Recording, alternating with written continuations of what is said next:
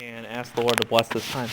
Lord, we are thankful for your goodness to us, and in the midst of tiredness, it is really that part of the semester right before the break that so many are coming down with illness, that the stress is high, the pressures of classes are high, the culmination and accumulation of just the struggles of the semester have compounded, and we might be tired. But even still, O God, may we have at this time the clarity to see your glory, to admire and to marvel at your absolute majesty, to see how you break through and you conquer and you drive everything in this world to accomplish your plan, not in an abstract sense, but in its total justice, in reality. Help us to see that as we go through the book of Joshua this morning. Help us to see that you are in control and you are sovereign and you cannot be defeated. Help us to understand these things, Lord, in their history and in redemptive history, both and, inseparable together. And so give us that strength so that in the end we know from the bottom of our heart who you are, and we love you and we champion you. So grant us that now, not for our sake, but for your sake, and in your name we pray. Amen. So now we are in the book of Joshua, and let's just talk about some things. For the first time, in OT survey that is, we've moved outside of Mosaic authorship because Moses has died. Deuteronomy is the last book that was written in the Pentateuch, in the books of Moses. And so the question now really comes with authorship: who wrote Joshua?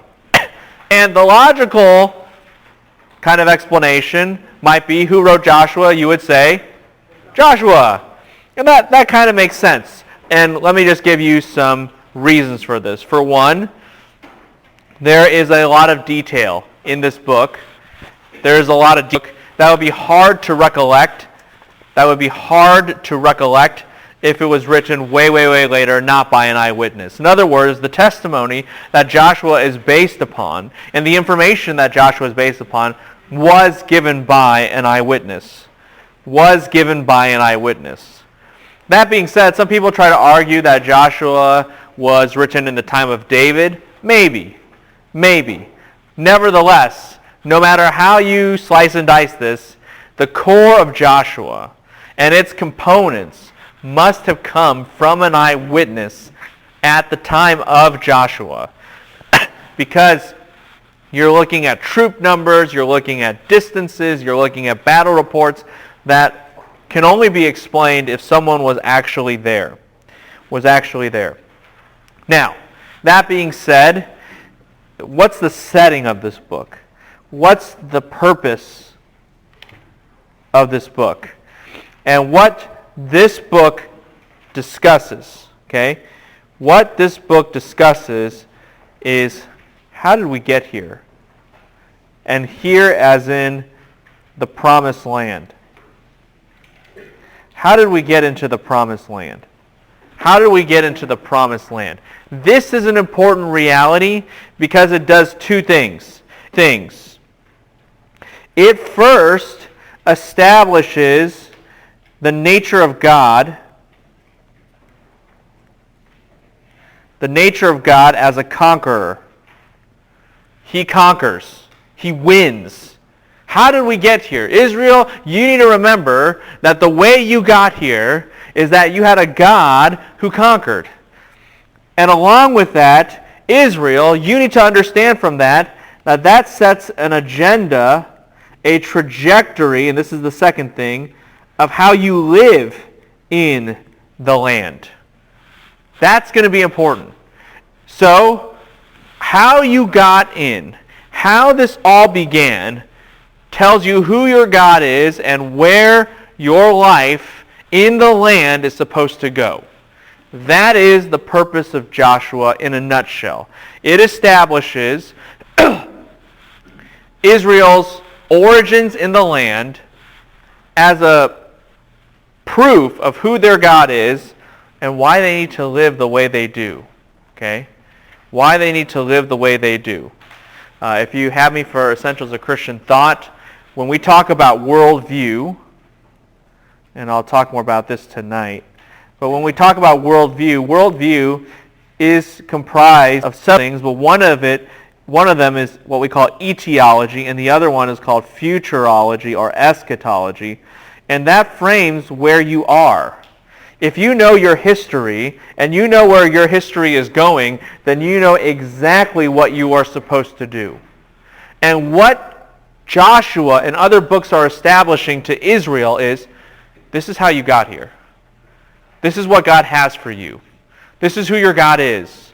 And this is where everything is going. So you need to live accordingly. It is framing their worldview. Does this make sense to everybody? That is what is taking place in this text. And so, the theological theme is God conquers. That's what drives everything. If you understand that God is a conqueror, if you understand that he wages a holy war, then you will understand what or who he is and where things are headed. And let me just flesh this out in relationship to the contents of the book. Letter A. We there? When you look at this book, the book begins with God conquering. That doesn't take much to see. It shows that God conquers. He is going to judge sin. He is going to put his majesty on display. He is going to show his absolute supremacy over everything and everyone. He has the power to claim dominion over everything. That's really important. He has the power to claim dominion over everything. That's what Joshua is demonstrating. Israel conquers the land. They possess that land. It reflects that God has always owned that land. That's what's going on. Now, in light of that, the middle part of the book, which sadly we don't cover, but when you go to Israel, or not cover as much, but when you go to Israel, if you go to Israel, you should have already signed up to go to Israel, then you will see why that part matters. But I will say this again when we get there, but in the middle part of the book, you begin to have some tensions. Okay? On one hand, and I'll say this again, don't worry, when we get there, but you need to know it here. On one hand, God sets up the land of Israel so that that agenda that he owns everything and this world is about him will be displayed. He sets up Israel in order to display his agenda. He sets up Israel to display his agenda. On the other hand, what you have is that Israel is sinful and they can't complete God's agenda. Did you get that? On one hand, in the middle of the book, you see God setting up Israel so that it displays his agenda. On the other hand, Israel can't complete the agenda because they're sinful. And that leaves us at the end of the book with a tension. God's plan is continuing, but Israel can't handle the plan. God's plan is continuing. Israel, though, cannot handle the plan. And this is where we're going to start to see Israel will go into crisis, a crisis that can only be resolved by a king. And we're back to Genesis 3 what? 3:15. See how this strategy works? So here, let me just walk you through the book again. Here God conquers. He shows his supremacy. He shows, I own this place. I own the world. I have my agenda. It's moving forward. Great. And then, okay, I'm going to settle Israel in the land to further proclaim that, but they got problems. They got problems. Y'all with me on this? And so the end of the book concludes with the reality that Israel and God's plan, they're moving forward, but there's going to be a crisis. There's an inevitable crisis, which shows you that Israel as a nation is just like every other nation. They're in trouble. They need a what? They need a king. And we're back to Genesis 3:15. So God's full agenda and his full strategy comes full circle. That's what this book does.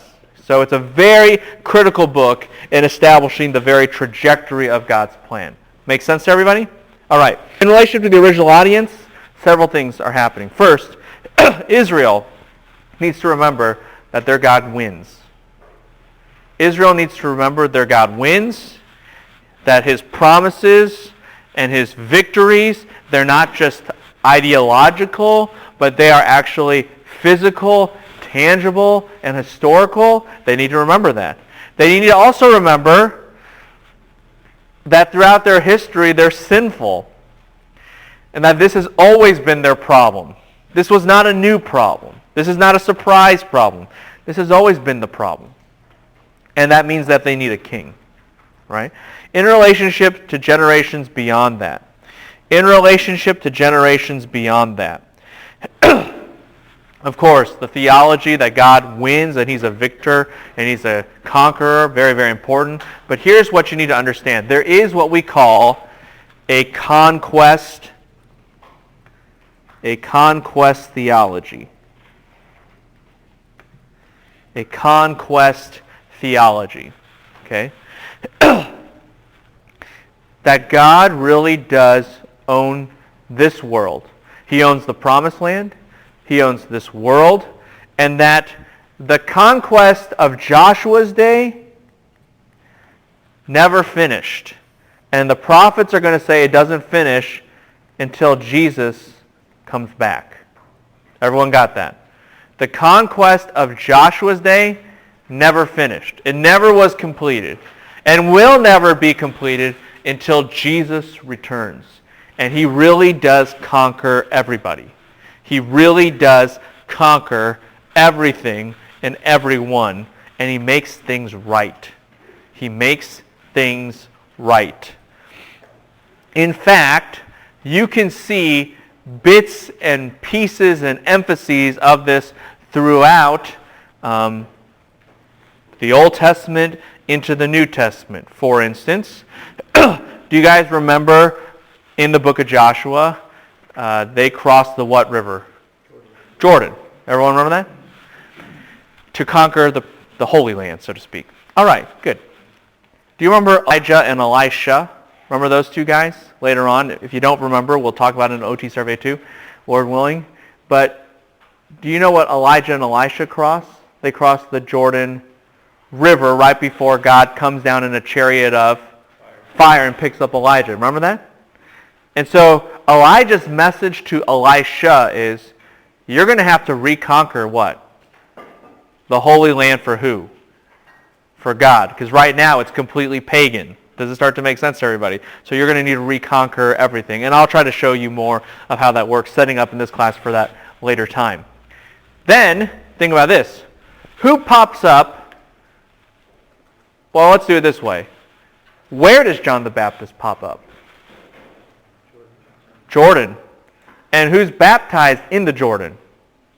Jesus. And it's a clear statement not only of his baptism, but actually that he's entering the promised land to what? To conquer it. In fact, he starts in the north, in Galilee, and then moves. Where does his ministry end? Passion Week. What city? Jerusalem. He enters the what? The capital. Okay? It is actually a geographical statement that I own this place. This is my land. This is my turf. He's actually conquering the promised land in that regard. In fact, we can even see overtones of this because, do you guys remember the feeding of the 5,000? Remember that in John specifically? Jesus feeds the 5,000. Anyone know what event happens after he feeds the 5,000? He walks on water. So you're feeding 5,000 and then you walk on water, you cross water. Where would that be? You feed 5,000 just like God fed the people of manna in the what? Wilderness. And then when do you cross water? You cross water when you cross the what?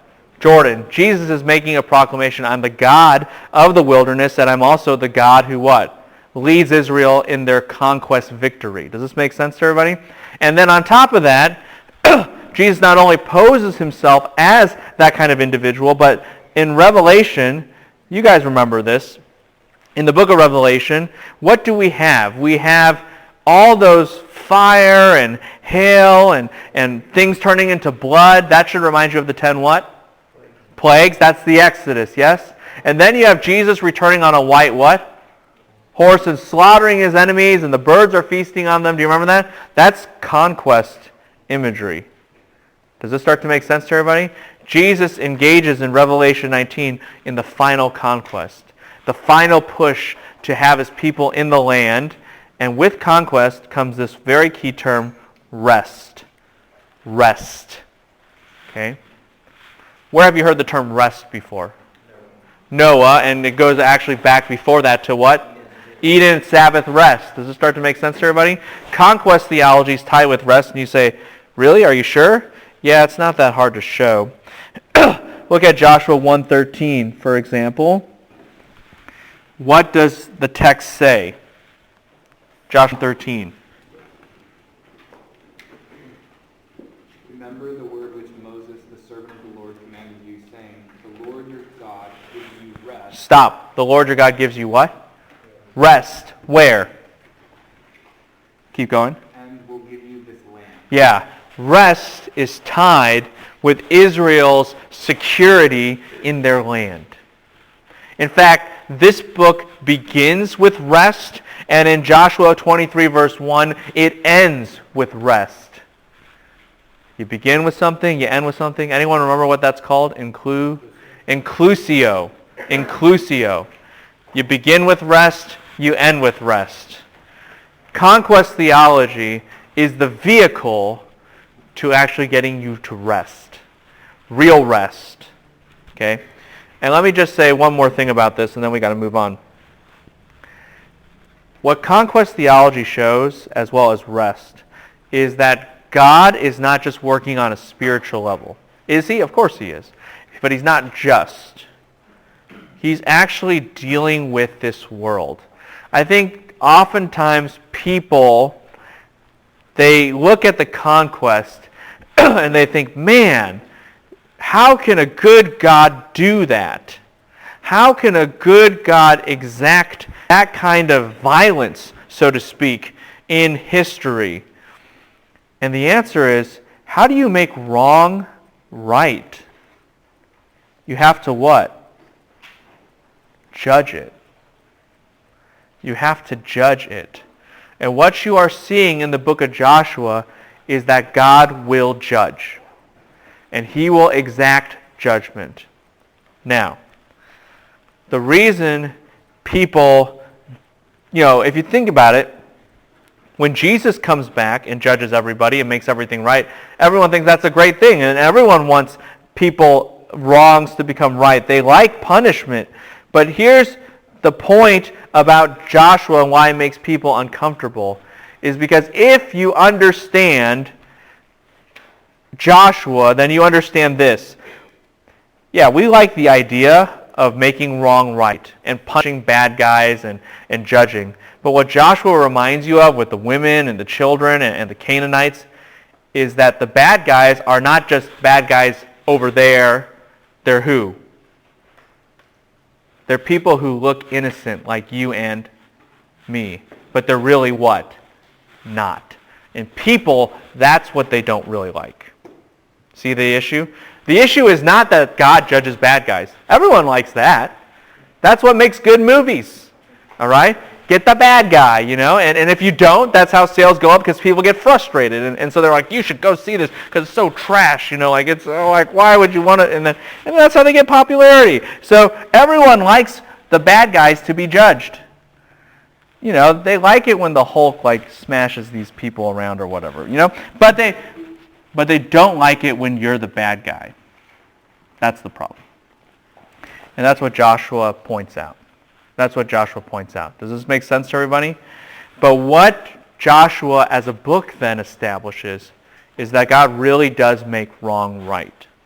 Not just in an ethereal, intellectual sense, not just in an arbitrary, superficial sense. He really does. He really does. He asserts his dominion over this world. He shows his supremacy, and he's on that campaign. And that sets Israel's trajectory for what they're supposed to do. Questions on this? All right, let's keep going. Next page. All right. Historical background. A couple things here. Or maybe 4 things, really. And we don't have tons of time to cover this, but there is something that you need to know. One is this. You need to be familiar with the issue of the Apiru, also known as the Habiru. Some people get confused and call these, like Habiru almost sounds like Hebrew, doesn't it? And there's this historical issue because what we have is a bunch of archaeological documents around this time actually that talk about the Apiru or the Apiru or the Abiru or the Habiru, which people get confused with the Hebrew. These people are mentioned in archaeological reference, and the question is, are those people groups mentioned of old the same people as Israel? And the answer is yes, and guess what? No. Okay? On one hand, they're not the same. The Habiru, they're a much broader people group. So if I could draw it, it would be like Habiru, H, and Israel is part of it. Sometimes those archaeological records reflect what Israel does, but sometimes they're talking about a different people group altogether. Does this make sense to everybody? Y'all with me on this? The difference, the Habiru or the Apiru, they're a much broader people group. Much broader people group. But those who are Hebrew or Israelites, they're within that. Long story short on this, if you examine the evidence, what becomes interesting is that God uses the bigger people group sometimes to do the dirty work, to take out some other cities that are in Israel's way so Israel just can keep marching on. Does this make sense to everybody? So sometimes it's the Habiru who are attacking, sometimes Israel is attacking, but unknown sometimes to Israel, God is just working behind the scenes to just pave the way for them to move through the land rapidly. Does this make sense to everybody? Okay? So just be aware of that issue. Here's the second issue. The second issue is you need to know some archaeological issues here. There are going to be tons of people who say there is no archaeological evidence for the conquest. There is no archaeological evidence for the conquest. And it depends on what you mean by evidence, and it depends on what you're looking for. You see, I think often when we think of the conquest, and we're talking about God's victory and destruction, what archaeologists, and perhaps even we are looking for, is a lot of destruction. Yes? Destruction in the form of what we call burn layers, i.e. when a city is burned down, you have this nice black layer of ash. Does this make sense to everybody? And you're like, I don't know what that looks like. Well, when you go to Israel, if you go to Israel, you should have already signed up to go to Israel. You must go to Israel. Then you will see this firsthand, and it will make tons of sense. All right? So go to Israel. Ibex. Oh, by the way, if you're like, I'll just go on a tour, you're not going to see anything. All right? So if you want to see what we're talking about, which is like the biblical stuff, you should go to Ibex. If you just want to buy some trinkets, you can go on a tour in Israel. Your choice. So it's actually pretty true. I had a buddy, he went on a tour, and he's like, we didn't go anywhere. We went to a bunch of stores. I was like, yeah, that's your life. But the tour guide gets a huge kickback from it. But anyway, look, you want to see a burn layer, go to Ibex. All right, so people might think, okay, with so much destruction of the land, every place is going to have a burn layer, and so they don't find it. That is, the archaeologists, they don't find it, and they say, see, there's no evidence. But we have to go back to what the Bible says. Y'all with me on this? We have to go back to the Bible says. And the Bible says this in, for example, Deuteronomy 6 and 8. It says this, you're going to go into houses you didn't build. What would be the problem of saying, hey, everything's destroyed? God says you're going to go into what? Houses you didn't what? Build. So that means, are you going to burn those things down? No, you're just going to what? Live there. So you're not expecting a burn layer. Are you all with me on this? Furthermore, the Bible only records 3 places. 3 that were burned down. And the 3 are Jericho, Ai, and Hazor. Okay? Those are the only 3 places that the Bible records there was any sort of destruction. And guess what? When you go to Israel, if you go to Israel, you must go to Israel, you should have already signed up for Ibex, like in September, before you were born, or something like that. Okay? you will find out that we'll talk about that in a second, but the other two places, they have burn layers when they should. Y'all with me on this? And so the evidence is there. You just have to know what you're looking for. The evidence is there. You have to know what you're looking for. Some people, one other archaeological question is, where is I? That's a big question. And the answer is, we kind of know, but we don't know. We haven't found it. So be patient. These things take time. It's not like there's a big flag that says I's here. But by the way, you know what's interesting? Do you know what I means? Or AI? Or how do you guys say this word anyway? AI. Whatever. So, do you guys know what it means? It means this. Ruin. And God said at the end of, and if I don't tell you this now, later, I should just tell you this now. God said, this will remain a ruin forever. This will remain a ruin forever as a testimony to God's judgment of what he did. Now, if you stop and think about that, isn't it kind of cool that we can't find it? Yeah? I mean, we might know kind of where it is, but it's remained a what? It's remained a ruin to this very day. Does this start to make sense to everybody? Okay? So it has lived up to its name, a God-given name in that regard. Okay. Everyone got the Apiru question and the archaeological issues? We there? Here's the third thing. You need to remember Genesis 15. When you are looking at Joshua, you need to remember Genesis 15. Very, very important. Genesis 15 says this, that God will delay Israel to come home until the iniquity of the Amorite is complete. Everyone hear that? God will delay his people to come home until the iniquity of the Amorite is complete. What's the idea? God is going to allow these guys to sin to the point of no return, to the point where they just have to be judged. And they were very wicked.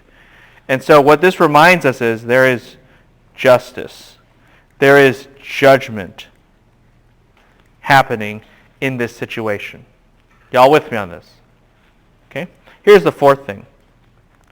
Okay, here's the fourth thing. And I don't know what to call it, but I'm just going to write, were it not for God. You have to understand from a military, you could just call this military background.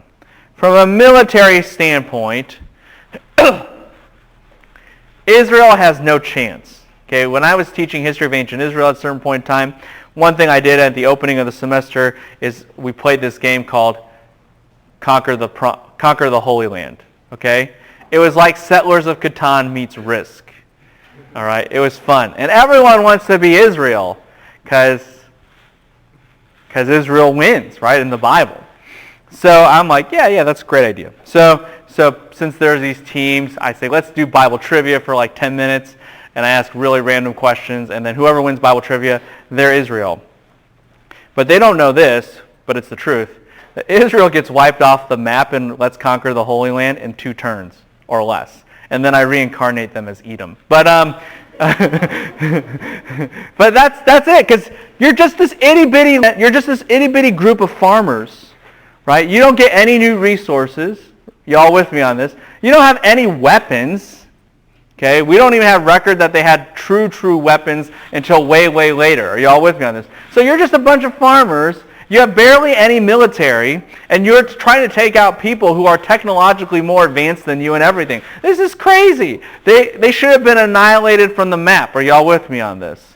Okay? But they weren't. And how do we know that? Because they're still here. That's what's crazy. That's the were it not for God factor. Everything, humanly speaking, says this should never have happened. It is impossible for it to happen. Yet it what? Yet it happened. You can't deny it. They're there. So how did they get there? And it's very clear. God was there. If you understand the history and the politics and the military strategy and everything, you understand they had every disadvantage. So how did they win? God. That's what you understand. That's what you understand in the end. Does this make sense to everybody? Speak to me. How do liberal scholars kind of Well, what they will do is they will deny that Israel was truly ever in the land as Israel until way later. So they'll say that they never were, or they'll either say this: they always were in the land. They were a bunch of nomads who eventually got together and they became Israel. Or nothing that Israel ever said. They were never in the land to begin with. This was just all a big conspiracy that they wrote to King Cyrus so that that a bunch of random people could go home on. Does that make sense? Yeah. Okay. And so you have a bunch of different scenarios, but the problem is archaeologically, Israel did exist at a certain time. We can't just say that they didn't come out of nowhere. And the nomadic theory or the accretion theory or however you want to put it, they don't have any evidence. But you have to come up with an alternate, because otherwise this is just ridiculous. This can't happen. Yeah, this can't happen. Yeah. I really understand the first point. I really get it. I'm saying that Israel was helped by a certain group of Arab people fighting for it. Not directly helped, indirectly helped. So sometimes you could think of it this way.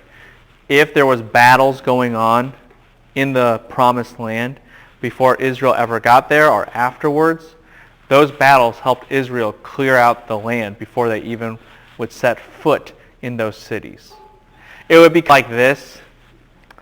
Let's say Hotchkiss and CW were fighting a war, right? And they're just, they're fighting the Masters Cup, and they're trying to take each other down and doing crazy things in the swimming pool, like gathering, I don't know, what's that amount of money or whatever you have to gather?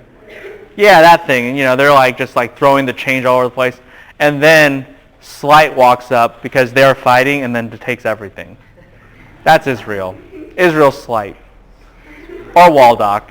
So, so that's how, everyone's like, great. That's basically what was happening. The other guys were fighting each other sometimes, and they neutralized each other. They took each other out. They defeated each other. And that made them weak. So Israel could just walk in and boom, boom, boom, boom, boom, and take and conquer other people. So they weren't necessarily always working buddy together. Yeah. How do we know the information about those people who were fighting? Because the Bible, I think, doesn't bring them. No. Well, sometimes actually you'll hear the term Hebrew. That term Hebrew is actually sometimes broader than Israelite. They're being categorized by that broader people group as opposed to just calling them Israelites. But on top of that, we have letters written throughout the land at that time or about that time that help us to know what's going on. And they talk about these people. And that's why the whole issue came up to begin with, because we have these El Armana letters. Yep. Uh-huh. So were these people that broke off from Israel? No. They're just separate group. Okay. Separate group of Semitic people. Okay. They didn't come out of the Exodus or anything like that? No. Okay. Yeah. It's like as if Slight all the freshmen of Slight just came in from all the places that they were, and look, there are people from CW and Hotchkiss, and they're just killing each other. Yeah, it's like that. And the Slight people are not related to these people, but they just win. Yeah, or Waldock. Yeah. Are you in Waldock? All right, Waldock. So that's where it is. All right. Okay. Good. Make sense to everybody? All right, good. Hang in there. Let's keep going. Next page. All right. Yep. Now we're going to rapid fire through these opening chapters because I want to get to my favorite part. So that's totally selfish, I recognize, but I just really like seeing God in a certain point. So let me have my fun. All right. Point 1. God conquers. God conquers. Here's the main point. God fights and defeats his enemies to allow his people to come into the land. God fights and defeats enemies to allow his people to come into the land. Now, okay, we need to say that. I'll say this now. Do you see under the overview 5 points? Yes? Everyone see that? Do you see how there's a central, southern, northern campaign? Do you see that? That's actually going to be important. You need to memorize that, and you need to memorize it in that order because it happened in that order. Now there are two ways to memorize it. One is the goofy way, and one is the rational way. The goofy way is to say, hey, this is what basically God did. He was fighting the Canaanites, and he punched them in the stomach. That would be the central command. And then he kicked them in the kneecap, and that would be the southern campaign. And then he uppercutted them, and in the face, and that's the northern campaign. Boom, boom, boom, right? Central, southern, northern. Now that's one way to memorize it. And you can act it out a bunch of times. You can not act it out on your friends, and you can memorize it. All right.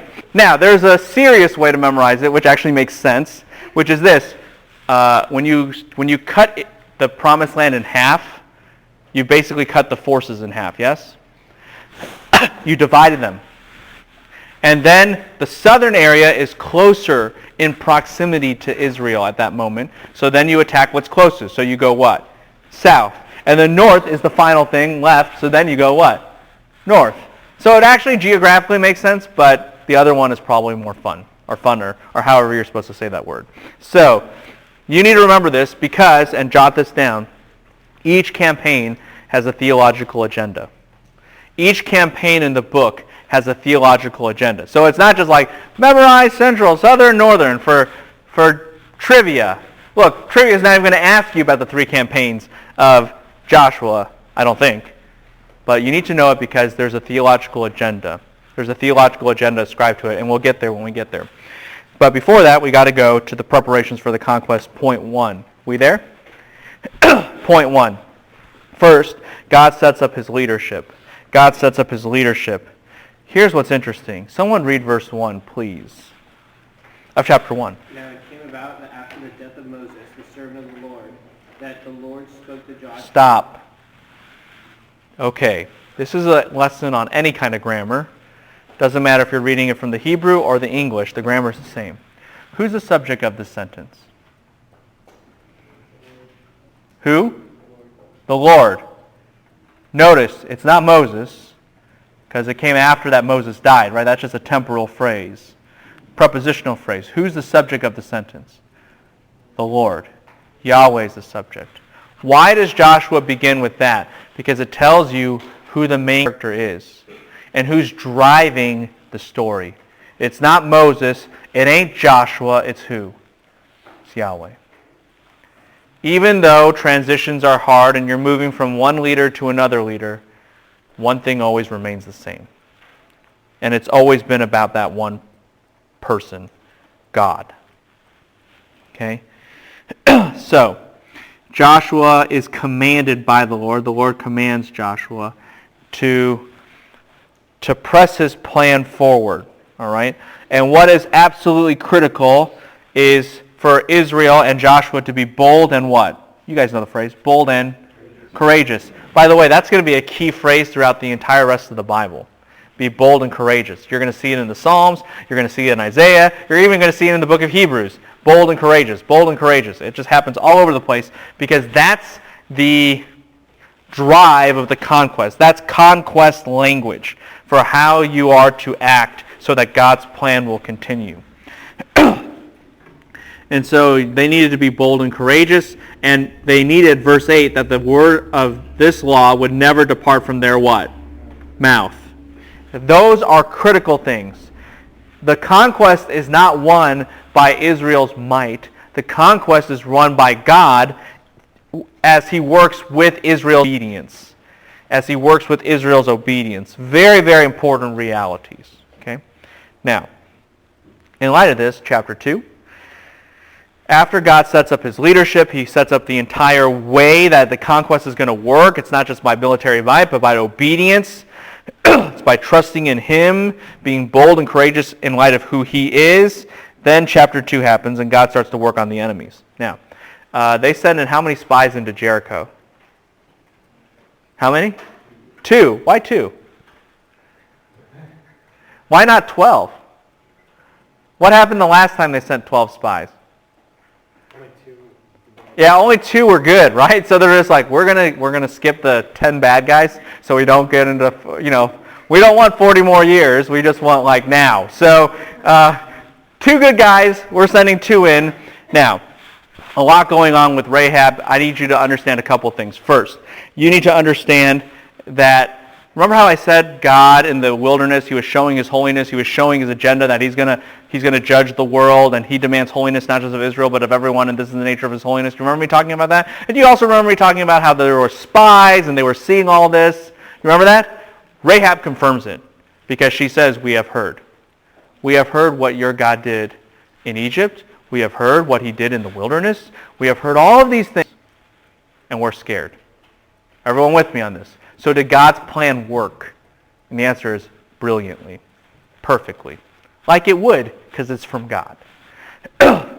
Here's the second thing. Do you guys remember the whole dealio about Rahab maybe lying or whatever? Have you guys heard this issue before? Let me help you. I'm not going to really tackle the issue of lying. What I want to tackle is Moses' intent in this text. Or it's not Moses, sorry. Joshua's intent in this text. Are y'all with me on this? What is going on here is that Rahab has changed allegiances. That is what the narrative is showing. That she no longer believes she answers to her government because she has officially defected to the government of what? Israel. That is what she has basically proclaimed by her actions. She has basically said, hey, I recognize that my city, Jericho, no, it's not the true leadership. Yahweh and Israel, they are the true people. Does this make sense, everybody? And so she's going to leave one to have her loyalty renewed to the other. That is what is going on. And that is why she does what she does. That's why the spies are like kind of confused. Are you all with me on this? Does this make sense to everybody? Put it this way. Why in your right mind, when you would be rewarded for turning in the spies, would you not turn them in? Because you don't have allegiance to that government anymore. You are loyal to who? Yahweh. That's why you do it. Does it start to make sense to everybody? And now do you start to see why Rahab is called a person of what in Hebrews 11? Faith. Because she changed her loyalty. She changed her faith from something in Jericho to something outside of Jericho, really outside of this world, God himself who rules over this world. Does that make sense to everybody? And so when the spies return, they not only know, oh, by the way, that's why Rahab's incorporated into the genealogy. I mean, there's just so much going on because of this one action. Are you all with me on this? And by the way, now do you understand why she can be incorporated into Israel? Because she's basically said, I'm no longer a what? I'm no longer a Canaanite. I'm a what? I'm an Israelite.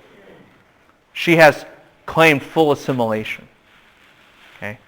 She has claimed full assimilation into Israel. Now, so much is going on here. I wish we had more time to just delve into it, but when the spies then return to Joshua, now do you understand why they're so joyful? God's plan worked. Yes. And in fact, it worked so thoroughly that people are becoming what? Israelites. Does this start to make sense to everybody? That's the effectiveness of God's plan. All right, that's the effectiveness of God's plan. Speak to me, John. As you related the 12 spies whom we saw in the Exodus, the last chapters, can we say that even these two spies came from maybe Caribou's family, like kind of? What kind of family? Sorry. Like, can we say that these two spies also came from Caribou's family instead of the rest of the clans? Might have been. Might have been. We want to be careful about going too far. Yeah. But it might have been. All right. Next. Letter C. So, knowing that the agenda is very clear, knowing that the agenda is victorious, and knowing that the agenda is extremely victorious, now they are about to cross the what river? Chapter 3. The what? Jordan. Now, this is important for a lot of reasons. One, crossing the Jordan almost sounds like crossing the what? Red Sea or the Reed Sea. Yes? So what it shows is the God of the Exodus is the same God of the what? Of the conquest. Y'all with me on this? Second, it also does this. Maybe the Canaanites are thinking, can this God really do what he says he's going to do? And the answer is yes. Because the same God that crossed the Red Sea is the same God that causes the crossing of the what? The Jordan. But the issue isn't just can. The answer is will you, or do you want to, right? It's not can you go to the bathroom, but what? May I go to the bathroom, yes? And so the question that the Canaanites might be wondering is, yeah, we know God could take us out, but is he really going to do that? And when you cross the Red Sea, what do you signal? Yeah, we're here to take you out. By the way, this happened in the springtime, and in the springtime, the snow melts and the river what? Floods. And so it would be virtually impossible to cross during this time. And so the very fact that God does indicates his capability and his intent. Furthermore, God has just reassured Israel. He's communicated his intentions and abilities to Israel and the world, and they cross, and the river what? Comes back behind them, yeah? So what does that do for Israel? Here's the river. You just crossed. What can you not do? You can't go back. You all with me on this? Can't be like, this is a little too hard. Let's retreat. Retreat where? Like, you're just going to retreat into the Dead Sea where you will be dead anyway. So you can't go anywhere. And so now God is serious about it, and he's locked Israel into that. Does this make sense to everybody? But here's what's crazy. By the way, they make a memorial to designate this because it shows God's faithfulness and power to his people. Now, letter D, next page. Letter D, next page. God consecrates his people. They are in a city called Gilgal. You need to know that name. Gilgal. It will pop up a bunch of different times in the Old Testament, and it just register in your head. This is about the conquest. Y'all with me on this? For example, Elisha, he goes to Gilgal. Immediately you should be thinking what? This is about the what? Conquest. Does this start to make sense to everybody? This is a very key city. All right? This is a very key city. Now, what do they do in Gilgal? Chapter 5. Anyone know? Just scan it. They just crossed the Jordan, and so they said, hey, let's what? Let's all be circumcised. Now, tell me, from a human point of view, is this a smart move? No. Okay? Last time people were circumcised in mass was like in Genesis 34 with Shechem. Remember that? And what happened to all those people? They died. So, look, if you're going to be smart about this, when should you have circumcised yourselves? On the what? On the other side of the river. Nah, you can't get us. It's flooded. So now we'll incapacitate ourselves. But no, Israel does it what? On the other side. It's like, what's their first, all the Canaanites are like, what's their opening move going to be? Now that they've just invaded. We're going to circumcise ourselves. It's like, what? And this is the point. The point is, you don't do what's humanly smart. You're here to make a what? A theological statement. Do you see that? And what are they communicating to the Canaanites? This is about holiness. This is about consecration. Yes? That's what's most important. It's not about military moves and military finesse. Are you all with me on this? This is about holiness. It's a very bold statement. You all with me on this? Okay? It's really cool. So now, okay. They celebrate Passover. This is, at this moment, after they do that, they celebrate Passover. And you say, why is that important? 2 reasons. One is this. You need to know it's springtime around the harvest so that there's some archaeological issues that happen with that in Jericho. I don't have time to talk about them, but maybe a different day. So, but number 2 is this. What did Passover celebrate? How God what? Delivered. So why are they celebrating Passover? To say what? The God who delivered us, he's going to finish what? He's going to finish what he started. They are sending such a clear message to the world. Go ahead. Oh, you're okay, good. So, here we go. Central campaign. We there? With this in mind, the central campaign starts. Now, the central campaign has a theological theme. I said every one of these campaigns has a theological theme. Here's the theological theme of the central campaign. God is central. So easy. God is central. All right? Keep it simple. God is central. Jericho, All right? Here's what's cool. In the evening time, who appears before Joshua? What person? We're at the end of Joshua 5. The angel of the Lord, right? The angel of the hosts of the Lord. Yes? Verse 15 and such. Y'all with me on this? Now, if this is a pre-incarnate appearance of Christ, what's interesting?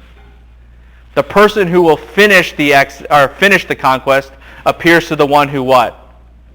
Begins it. Does it start to make sense? He's like, and what it shows you is that he's been the one who's been driving the whole conquest all along from start to what? To finish. Does this make sense to everybody? Evidences that this might be a pre-incarnate appearance of Christ. Obviously, the fact that the same reaction, take off your sandals for it is what? Holy ground, indicates that he's the same person in the burning bush who is sent by God, yet distinct from God, yet God himself. Does this make sense to everybody? That's where you get the second person of the Trinity involved. But in any case, the bottom line is this. The person who begins the conquest is the person who finishes the conquest, and he appears to the human individual who begins the conquest. Now, you need to know a couple things about the Battle of Jericho that you might or may not have known already. You guys know walk around the city X amount of times, 6 times, 7. But you tell me why. 7 days of creation. Yes. 7 days of creation. It's not just like, well, let's do it for 7 days. Why? Well, why not?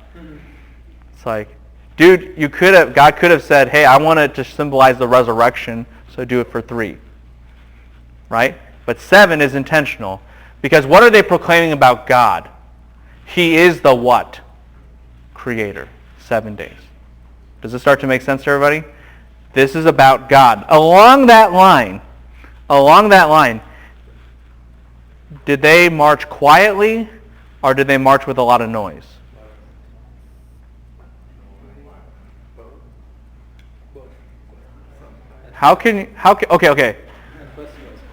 Okay, so for the 6 days, let's do it that way. Quiet or loud? Let's do it. You guys be bold here. 6 days, quiet or loud? Quiet. That's wrong. You're like, what? They were quiet, but they were loud. And how do we know that? Because they're blowing trumpets the whole time. That's what the text says. Look at it. Look at verse 8 and 9. Someone read, please. And it was so that when Joshua had spoken to the people, the 7 priests carrying the 7 trumpets of ram's horns before the Lord went forward and blew the trumpets, and the ark of the covenant of the Lord followed them. Okay, so everyone's quiet, but what's going on? What are they hear? What is everyone hearing? The trumpets. Okay? And you say, "Whoa, is that just for Bible trivia?" No. This is actually important. Okay. This is Jericho, the city. You should go there. More on that a different day. But okay, so Jericho, you should go there. Now, like VeggieTales reminds us, people don't just march along the wall. Why? Because then that's how you die. Okay? Or get slurpified or whatever. So you march far away. Okay? So, who are blowing trumpets? The people who are next to the people carrying the what?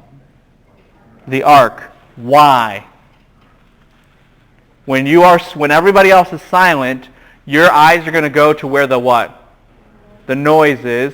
And what is everyone in Jericho looking at then? The ark. That's the design of battle. They are parading who around? God. And they're telling Jericho, and thereby the rest of the Canaanites, this campaign is about who? God. And the one who wars and the one who wins is who? God. And he is the God of 7 days. Why? Because he's the creator. And they are marching that. And they are proclaiming that day after day after day. That's why everyone else is quiet. And then the trumpets are blowing. So that it's very clear it's all about him. Does this make sense to everybody? In addition, you know that on the 7th day it's a different routine, and that they then scream, and then the walls fall down. Here's what's interesting about the phrase "the walls fall down." The walls fall out are underneath themselves. That's the language of the text. It's very abnormal. It's very abnormal. But here's why it's important, and here's how it connects with archaeology. If you go to Jericho, you should go to Jericho. You will go to Jericho if you actually go to Israel with ibex. So upon doing so, here's what you're going to learn. The walls of Jericho fell outward. They fell underneath and outward. Here's why that's weird. Or you tell me why that's weird. If you're engaging in a siege, think Lord of the Rings. Yeah, if you're like battering the battering ram, the wall should fall which way? In. But these walls fall what? Out. You don't want walls to fall out. Why? Because they would crush you. So it's like, yeah, pull it down, pull it. You're like, no, that's dumb. Like, that's how you die. So you don't do that kind of siege tactic back in those days or any day. So you knock them in. But these walls were what? Pushed out. They're pushed out. And the Hebrew actually makes it very clear. They didn't fall in. Because there's a way to say it falls in. In fact, that's the common phrase because it's everywhere else. But here, it fell underneath itself to fall outward. And so that's what's very, very significant here. The walls fell out, making a perfect ramp. Here I'll draw a side view. That Israelites, as designated with the letter I, could walk up with their whatever, spear, makeshift spear, whatever. And then they have the height advantage against a Jerichoite, abbreviated by J. Does this make sense to everybody? And so that's basically what is happening in this situation. Does this make sense to everybody? God granted a massive victory, but who's put on display? God. So if Jericho is positive, then I think you understand what I is. It's what? Negative. Doesn't this start to make sense? And you guys know what happened. This is all about God, so you should obey God. In fact, there's an important idea. I think in your Bible it says, put something under the ban. Do you guys ever read that? Put something under the ban. It means total destruction to the Lord. Okay? It talks about something being totally consecrated to Him. Think about this. Do you guys remember the burnt offering? What did that show? You were totally what? Consecrated, dedicated to God. Why? Because the whole thing was burned up. So the ban, Jericho was put under the ban to show what? The whole city, everything in it, was totally consecrated to the Lord, and you retain nothing for your what? Self. It was all God and nothing you. Does this make sense to everybody? Well, you know what happened. Achan what? He stole the bacon, right? He took what belonged to God. Now this is going to be important for later. As a result of this, anyone know what happened when they attacked Ai? It was a very small city. Should have been easy to take over. What happened? People died, yeah? How many people died? Verse 5, it says how many? 36 people died. Now, hear me out here. Hear me out. I'm not trying to say that, hey, that's not a big deal. No, it's a big deal. It's a big deal in many ways. Whenever you have the loss of life, it's something very, very serious. You all with me on this? But I would say this, that when you have 600,000 men fighting, or even less than that, or whatever, and only 36 die, that's not terrible. You all with me on this? I mean, if we went into Iraq or to a different country and we only lost 36 people in the whole war, or in World War II we only lost 36 people, we would mourn those 36 people, but we'd be very thankful, wouldn't we? That it wasn't hundreds of thousands of people. Are y'all with me on this? So why does Israel go ballistic that they lost 36 people? And it goes back to something I told you before. When we were in the book of Numbers. Anyone remember? Yeah, not just complain. What? Because that hadn't happened before. You got it. That's exactly. Israel had never experienced casualty loss in war. They lived like Hollywood, you know? It's like, in Hollywood, you have the guy, and he's bleeding, and he's like, oh, and then, the girl is leaning on his shoulder a little bit, and and her dress is a little torn, and she's kind of like frazzled. And there's like nuclear bombs flying and an asteroid about to hit the Earth, and there are like killer dinosaurs, I mean, like they're just coming around and eating people, and there's like, bombs flying and bad guys, like thousands of bad guys shooting guns with bullets, and they all just whiz by you, and you just walk happily ever after into the sunset. That's what life is like in Hollywood. Now, that's how Israel thinks of themselves. We can't die. God is with us. And we've never lost a casualty of war before. I mean, it's more dangerous, perhaps, because you'll get a paper cut to take out the trash or whatever than it is to go to battle. But what do they realize for the first time when 36 died? You can what? You can die. Especially if God is not on your what? Side. And if God isn't on our side now, then there's something dreadfully wrong. And in every battle, all we're going to do is what? Die. That's what they learned. You see, God is central when you put him on display, but God is equally central when you sin and he puts his wrath on display against you. It's positive or negative. It doesn't matter. God is still central. Does it start to make sense to everybody? Do you see the contrast between Jericho and Ai? Yeah. Do you think that the 36 people who died for a reason, or there's no way we can know? We don't know, because all we know is exactly what the scriptures say, which is that they died. We don't know why. We don't know the circumstances of such precisely or individually, but we know that they did. And that's the lesson that we're supposed to learn. That's the key. That's the lesson we're supposed to learn. Yeah. And so, obviously, there is this, Joshua's despondent, and God says, you need to deal with sin. And the sin is exposed. It's Achan, and he didn't give, and this is the key, give glory to God. See how that works? It's always about God's centrality. God's centrality. Give glory to God. Now, what happens to Achan and his family? They all what? They all die. Remember that? And you might say, but that's not fair, because it wasn't just, who did wrong? Achan. It wasn't like his kids did anything wrong. It wasn't like his wife did anything wrong. True. But what was the crime? You steal what belongs to God. So what's the punishment? God takes what belongs what? To you. Do you see that?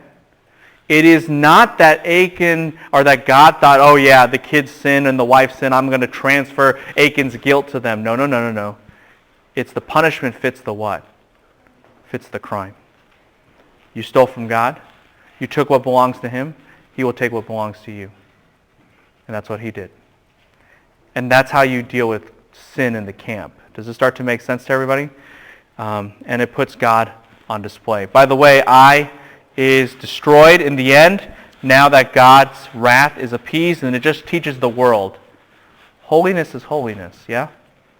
Holiness is about God, and it goes every which way, negative and positive. Israel must follow God alone. By the way, I don't know if it's on this page or the next. It's on this page. You should know this. Oh boy, we got to hurry. You should know this. Chapter 8. At the end of chapter 8, there is what we call a covenant renewal ceremony. A covenant renewal ceremony at this place called Shechem. Shechem. Okay? You know what happened at Shechem a long, long time ago? Yeah, good memory. In Genesis chapter 12, that's where God met Abraham and said, this is your land. Now think about this. Think geography. Think about what has happened. Joshua's with Israel exactly at the spot that, this is about 1400 BC. God said that to Abraham approximately, say, 2000. So 600 years ago-ish, God said to Abraham, this is your land. What is the power of that moment and place? It is God was faithful, yeah? What he said he would do right here, he brought you all the way back home so that he could do it for you. Does this make sense to everybody? And the point is, yes, God is faithful, So you need to be what? Faithful. That's what's going on. God is faithful, so you need to be faithful. That's what God is instilling at this moment in Joshua. And isn't it a very appropriate lesson to learn in light of Achan? Yeah? And that's what happens. God is central. Next page. Southern Campaign. Southern Campaign shows the intensity of God's power. The intensity of God's power. All right? We've shown that God is central. Now, who is he? What's he like? He has immense power. And that's what's on display in the Southern Campaign. Do you guys remember the story of Gibeon? Do you remember that? They lied. They deceived. Israel didn't trust God. Israel did not consult God. Even though they were supposed to know he's central, they did not make him so they were deceived by this. Does everyone remember that? Okay? Now here's what's interesting. Joshua 9:19. Even though the expedient thing would be to kind of eradicate these guys, what does Joshua say? Joshua 9:19. Someone read it, please. But all the leaders said to the whole congregation, "We have sworn to them by the Lord, the God of Israel, and now we cannot touch them." Okay, everyone hear that? We have sworn to them by the what? By Yahweh, the God of Israel. God's name. God's name. And the purity of his name and the integrity of his name drives them to a certain outcome. It's all about God. By the way, the city of Gibeon, this is what you need to know, just jot this down, is at what we call the Central Benjamin Plateau. Central Benjamin Plateau, CBP. You say, why is that important? Remember how I said, I rushed through this, but the Central Benjamin Plateau is kind of the major interchange of Israel, north, south, and east and west. You got that? The Central Benjamin Plateau is the major interchange north, south, east, west for Israel. It's kind of like the 514 connector for Santa Clarita. Okay? I mean, if you control that, you just control all traffic everywhere. Does this make sense to everybody? Gibeon is one of the key cities of the CBP. Okay? Gibeon is one of the key cities of the Central Benjamin Plateau. And what's inherent in this is that, does Israel control Gibeon? And the answer is what? No, they made a treaty, yes? Which means they don't control the CBP. And if the CBP controls all roadways in Israel, then do they control all the roadways in Israel? And the answer is what? No. At this moment, fail. They failed. So, let's be simple. Before you even get into the rest of the conquest and see how they divided up the land and they couldn't conquer the land, Israel has already what? Failed. The conquest cannot be done now. Does this make sense to everybody? The conquest cannot be completed now. But in any case, God still wants to put his glory on demand and on display. So, everyone recognizes with Gibeon colluding with Israel, even maybe if Israel doesn't take them over, they are susceptible. So all the southern kings get together in this coalition and start fighting against Israel and God and Gibeon, letter B. Here's what's interesting. Gibeon is under attack. Okay? Gibeon is under attack by those kings. And what happens is, and this is important, do you know where Israel is at this time? They're in the city of, anyone remember? Gilgal. Okay? So, do you have, let me just help you understand this. This is the Jordan River. This is Gilgal. Gibeon is over here. And a mountain range is in between. Okay? Everyone with me on this? Joshua marches overnight from Gibeon to Gilgal, or from Gilgal to Gibeon. Y'all with me on this? He marches overnight, and it would be an overnight march. Does this make sense to everybody? I mean, you're looking at a good 5 to 7 hour hike, and it's uphill. Does this make sense to everybody? So, are the Israelites, after the end of that, especially pulling an all-nighter, are they going to be tired, or are they going to be just ready to go? They're going to be what? Tired. And so God, at this moment, through Israel's exhaustion and the fact that he does some pretty spectacular things, and we'll talk about them shortly, he puts his majesty on display. What takes place? You guys know the story. Israel starts to try to kill these guys. They're confounded. And what starts flying from heaven? Hailstones, right? And these are not just these itty-bitty things that we get in California. Hailstones can be large, like the size of a grapefruit. And that's how they're lethal, because they hit you on the head and you die. However, here's what's interesting. Did any hailstones hit Israelites? No. And in fact, what do we learn? More people die from the hailstone than by what? Sword of the Israelites. So what's the picture? It's like here's an Israelite. He has a sword in his hand, and he's about to kill this this Canaanite, and then what? A hailstone takes the guy out, and he's dead before the Israelite ever sliced him with the sword. He's like, I got that one. Nope, you didn't. Now, if you really stop and think about this, this is amazing.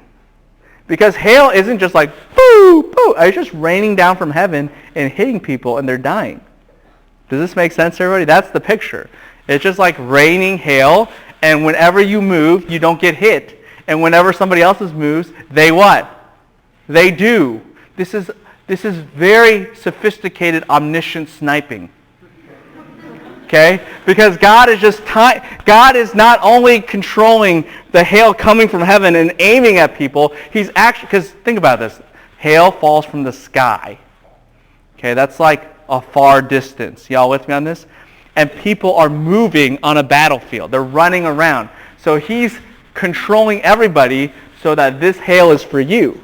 Right? Like, you, boom, like he's like doing that. And that's the kind, this is amazing. God is the hail sniper. So, and so he is put on major display. It is totally supernatural. And in fact, on top of that, there seems to be some things that happen in the sky relative to the sun shining. I wish I had more time to talk about this, but let me just say it this way. That remember how Joshua commands the sun not to be as dense, or not to shine, or to be silent, I think is what your text might say. All of that is talking about both the physical sunshine as well as the supernatural powers that might have been trying to side with the Canaanites. And God, he commands them all not to have any effect. Does that make sense? And so this is a proof both on the natural and on the supernatural level that God wins. That he wins. Does this make sense to everybody? Okay? It's on the natural and the supernatural level that God wins. It's a massive, massive display. They conquer the rest of the southern region, showing that God is indeed great. Okay, next page. Northern Kingdom. Northern Kingdom. So God, yeah. The Southern Campaign, it did what again? Shows the intensity of God's power. The intensity of God's power. You could put it this way. The Northern Kingdom shows the breadth of God's power. The breadth of God's power. Okay?